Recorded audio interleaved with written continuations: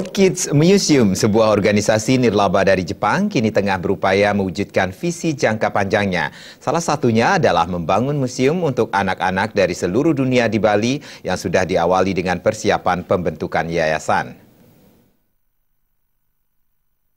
Di sela-sela persiapan pembentukan yayasan untuk mendukung World Kids Museum di Bali Sabtu sore, perwakilan NPO World Kids Museum Hiromichi Nagata menyampaikan, World Kids Museum mempunyai keinginan mempromosikan perdamaian dunia melalui seni karya anak-anak.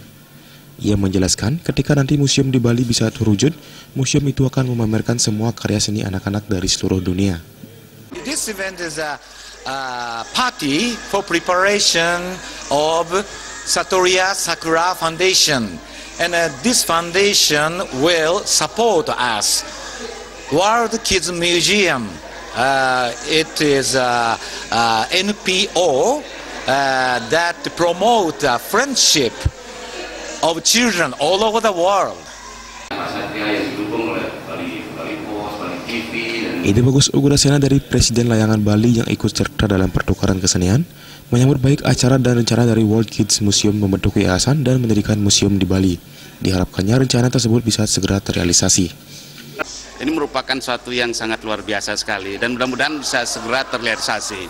Dan harapan kita dengan penyatuan daripada anak-anak yang ada di Asia, ada di dunia, dan nanti merupakan suatu harapan tatkala dia sudah dewasa, dia berkeluarga, dia punya anak lagi.